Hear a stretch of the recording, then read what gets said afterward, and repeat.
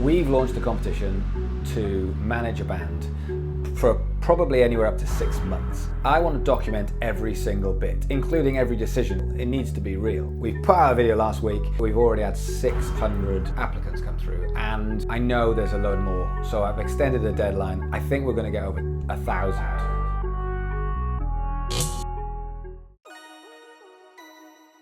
I am going to manage a band. That's right, I'm going to manage a band, and more importantly, I'm going to manage one of your bands. So how do you audition to be involved in this one-time management program?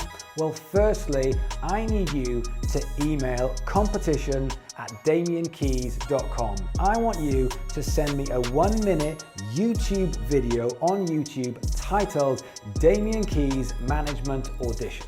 The scary thing with all of this for me is I don't want anyone else to go through them.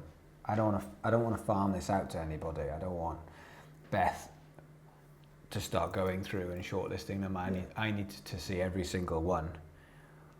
And if we get 1,000 people audition, all who do what I've asked them to do, 1-minute video, that's 1,000 minutes.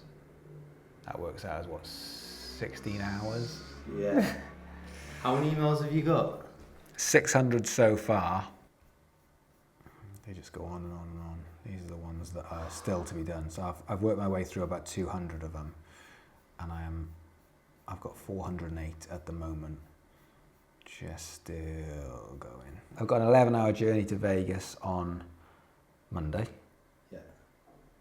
I wonder how many I can do in 11 hours. Yeah, literally. I just need to allocate some time. That's the other thing that we need to get across to people is just to go through all of these is going to take me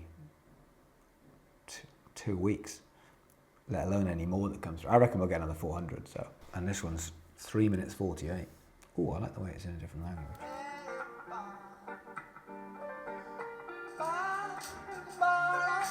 Here's another problem.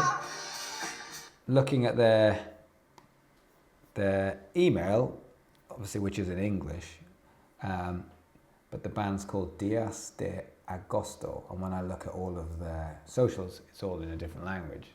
Now, I'm pretty thick, and I only speak the one language, and that pretty badly. So there's going to be an issue.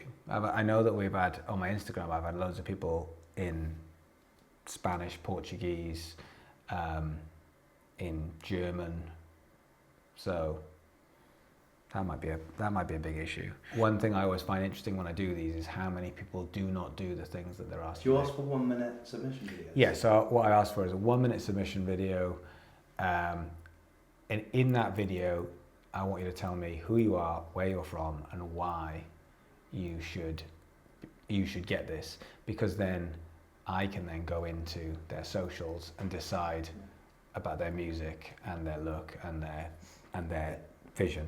Are you going to ignore any videos over 1 minute?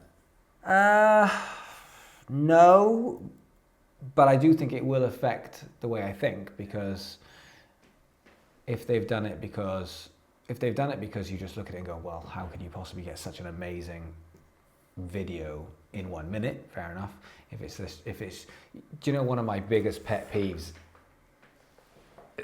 in life is long emails. Usually when I get a long email, I'm like, oh, I don't have time, I'll get back to that later, and then I forget. So people send long emails because they feel like they need to get everything across in one go, and what happens is you actually get nothing across because people just go, oh, skim, don't care. So that'll be interesting. What I actually just want is video for 1 minute, socials.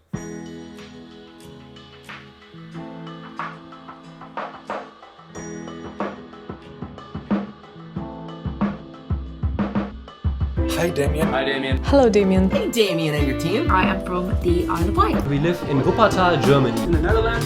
I'm a singer-songwriter based here in Sydney, Australia. We live in the Pink City, India. Hi Damian. Hi Damian. Hey Damian. Hi. Hi Damian. Hey Damian. Hey Damian Keyes. Today is January the 9th. So I went away for 3 weeks, got married. We literally went away, got married in Vegas, which was brilliant. And it was so stress-free because we got married in the little white chapel in Vegas. It was just literally rock up, half an hour, go for food. Brilliant. And then it was just like a couple of days in Vegas, and then we went for just a driving holiday across Middle America. I went to go and see just a bunch of music hubs in America. We went to Memphis, New Orleans, Austin. When you were away, how much work were you able to get done for the competition?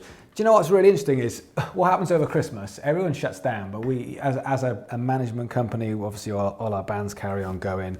So whilst everyone takes a couple of weeks off at Christmas, it's usually a chance for me to kind of reflect on what are we going to do next year and make sure all the plans are in place. And normally, up until this year, this has been a time where I get to really work. And this year I didn't get hardly any work done at all because I was away. It was a very weird feeling, very anxious because it's my first kind of full-on no work Christmas. So coming back, feeling very anxious about how much work there is to do. You know, even things like, you have this, it's really interesting, you have this kind of anxiety where you don't post for a couple of weeks and then you just go, oh, that's it. That's the end. Yeah. Everyone's going to leave. Everyone's going to forget who I am. Everyone's going to have just gone to do their own thing. So you have this nervousness that you've let everyone down because you haven't been posting. But yeah, so come back. There's a shit ton of stuff to do. Yeah. I've still got 350 more applications. I'm so keen on getting this documentary started because I know people are starting to get itchy feet going, look, it's been a month, what's happening? Were you able to get any filming done once you were away? Yeah, I got quite a lot of filming done, which was brilliant. Sick. And then the camera got stolen. So the G7X? Yeah, I got nicked. How? I was in a canyon in somewhere in Middle America. Yeah. Doing some filming, and it was there, and then it was not there. So someone has a very nice camera with all of our wedding footage on it. Oh, I forgot about that. Yeah. All your wedding footage on there. Yeah. It's fine. We've got other footage from Oh my! I've only just clocked that. I was worried about the documentary about how much content on that. Yeah. Enjoy the camera, fuckers. I've got 350 left to go through. I've gone through about 700 standard ranges, but there's a lot in there which is just do you know what? There's loads that you just go, I could really do something with these people, this band, this musician, this artist. There's so many likable musicians, there's so many likable artists, and it's really hard because, do you know, I would never class myself overall as a music manager, and I think this is probably the reason why, is because I think you do have to have that real hard edge, cutting, sort of no nonsense style, or it really helps. And I'm like, they're lovely, let's get everyone in. And there's so many people that I feel like going, oh, not quite ready yet. I'd love to do something, but I just can't. I don't know how that's going to work. It's like, I'm looking at some of these bands and it's like, some of them make they've got a whole band that have made like a song. Yeah. Where it's like, pick me, dear, it's like in the song. But then, and you watch it and you're like, oh my God, that's sick. And then you're like, they've recorded that. Yeah. They've paid for a rehearsal studio to film it. Yeah. They've possibly paid for a videographer to come film it. Do you know, one thing I've learned so far, and I got this documentary, for me is all about learning for me and hopefully for everyone. One thing I've learned is some people just take things more seriously. And some people treat music like a lottery. Some people will just go, look, hey, I'll throw my number in the ring and let's see what happens. But some people, like you said, have taken this so seriously. Some people have gone, do you know what, let's record something with all of the information that we want to get across into that song and record it and get into a rehearsal studio and then make a little video about it and then send it. And I'm like, it's just, in my head, I'm like, if you're going to do that for this, what are you going to do every single day when we're working together? That's amazing. Like that's the fight. There's one or two people that have literally just gone below and just been like, I'm just going to go and check out all the other entries and just be supportive. And I'm like, those things do not go unnoticed for me. I know that people will say in the music industry it's hard edge and it's dog eat dog and cutthroat. But maybe this isn't the music industry. Maybe this is our version. This is us saying, well, that's fine. But what we're going to do is we're going to build something out of doing it the right way, out of the long-term, patient build of looking after people and get them to look after you back again. And I think there's so much power in that. Do you want to see one of my favourite entries? Yeah. This is just a personal favourite. This is the guy that's got 1 million on. I haven't seen that one yet. That's cool. I'm not gonna mess around. I need your help. I'm a British singer-songwriter, producer based in Beijing, China. I write songs about the things I love, and I upload vlogs sharing the stories and experiences that inspire me. I hope that through my music and videos, I can build a community of like-minded people and help to break down the wall dividing East and West. But I have an eye disease called retinitis pigmentosa, which, in my case, will likely lead to complete blindness within the next 5 years. It's given me a huge motivation, and I'm determined to use my condition as an advantage to inspire people and bring people together. The thing with that is, I'm like, that'd be so cool. Every single time I watch one of these videos, I'm like, I see it. I love that. Just kind of play and go to China. Like I can't right now, but like, and he's so likable and his story's great. And I'm like, I can tell that story, and he can tell that story. Instantly, I'm like, I don't know what's going to happen with this, but we have to do something with that guy. He's fucking great. There's so much you can do. And like, there's loads of people like him that you just think, I feel like we could do something so much fun together. Mm. Does he live in China? Yeah. I'd like to go to China. You watched that video I sent you, didn't you? Don't know. I sent you this on WhatsApp. Oh yeah. He went. What a legend. He went to every open mic and asked everyone to subscribe to your channel. Yeah, he got 107 subscribers. I mean, I made a video out of it. Yeah, and what an amazing thing to do.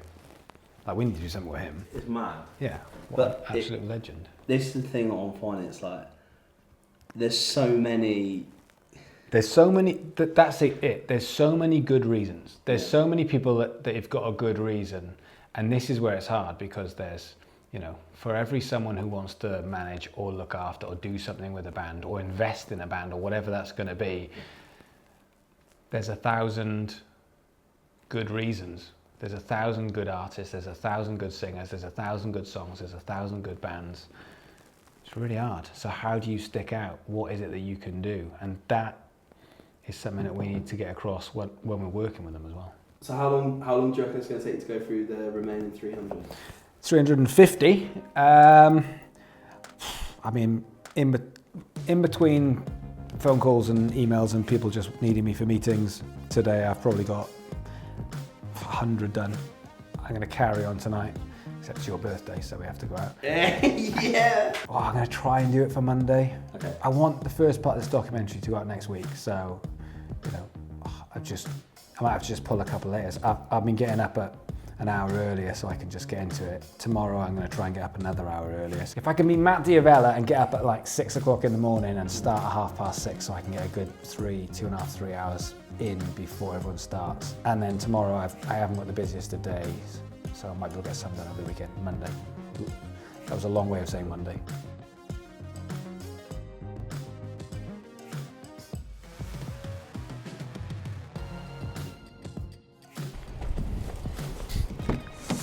Here he is. Here he is.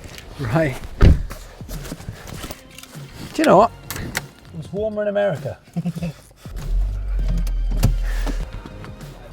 is where you film me crash. Sorry. Like this. I feel like Gary V. It's proper documenting. Gary V finished his Daily V yesterday. Maybe I'm picking up the slack. Except I don't have a helicopter. I've got a Golf. Look at that. That is at the bottom of our road. That's where we live. That's impressive, isn't it? That's what I moved you for. Look at that sunset. Oh. How's it going? It's going well. Okay, so how many have you got left to do? About 50.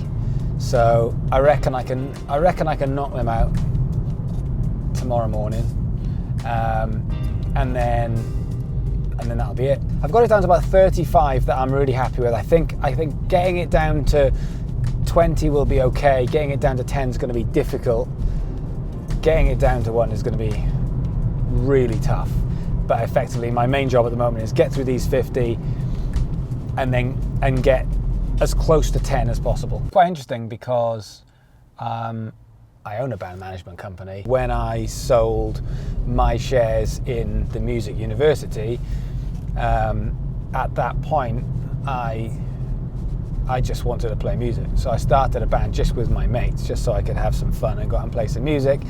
And we started getting lots of gigs. I got very friendly with an agency. We worked for about 12 different live agents. I got very friendly with one live agent, and then became exclusive with them. At that point, they were looking for more acts and bands. So I was like, hey, I know plenty of musicians. Why don't I just start putting some bands together? And the issue we had was we couldn't really get bands to do it themselves because musicians just wanted to turn up, play and go away again. So we started to actually build them and manage the entire process. And then the agents would get them the gigs. And then a couple of years back, we bought the agency. And so now we've got 30 bands. I don't know how much time they've got, but I do want to get their expertise involved. You know, they're doing photo shoots, they're doing video shoots, they're dealing with social media, they're doing that every day. And they've been doing it for 10 years. And they're incredible at it. Like, they're really, really good at it. So it would be dumb of me not to try and get them involved. Plus then the contacts that we use for photo shoots, for video shoots, you know, we've got to get them all involved. It's really weird because obviously I've got a band management company that I've had for 10 years. I wouldn't class myself as a band manager because obviously I don't deal with sort of original bands looking for record deals, publishing deals. So it's going to be interesting to see how much different it is. But the one thing I can say, getting this on camera is going to be interesting, but I have had 10 years of managing musicians. Oh my God, it's hilarious. Like some of the stuff that crops up on a weekly basis. So this guy phones up the other day and he goes, I've sold my car. That was literally the first thing, sold my car. Right. So you go, okay. And he goes, how am I supposed to get to the gig? And you're like, I don't know, you sold your car. Yeah. And he was like, well, how am I supposed to get I haven't got a car. I had to sell it, didn't have enough money. If I don't have a car, I can't get to the gig. It's like, well, what do you want us to do? Yeah. Well, you have to get me to the gig. So I was like, well, if you can't get to the gig, you can't do the gig. I'll find someone else. Like, these are things that happen with musicians, like, every day. Yeah. And I've had people that have come and worked in the office that always, you know, hear these stories about the way musicians do things and how their brains work. But when you're actually involved in it on a daily basis and see some of the decision making, it is comical. We had 2 bands the other day, not so long back, that decided because they were friends of each other's and they were gigging in the same town. Yeah. They met up beforehand in a car park and they decided to go surfing on their cars. One of them slammed the brakes on and the guy on the roof, one of the musicians, flew off the car and fractured his skull. No way. Like, what are you doing? And then we get a phone call being like, oh, I can't do the gig, I fractured my skull. Car surfing? What, they just stand on top of the car? Yeah. Like, and what do you say in that situation other than, of course you were. Yeah. Of course you were car surfing with your mates. Can we find a band? How do we find a band? Where would they be? Who would they be? I just don't want to let people down by promising stuff and then not being able to deliver it. Okay, I have 2 decisions made. Yeah. Number 1, I have my 10. And number 2, I want to work with more than one artist.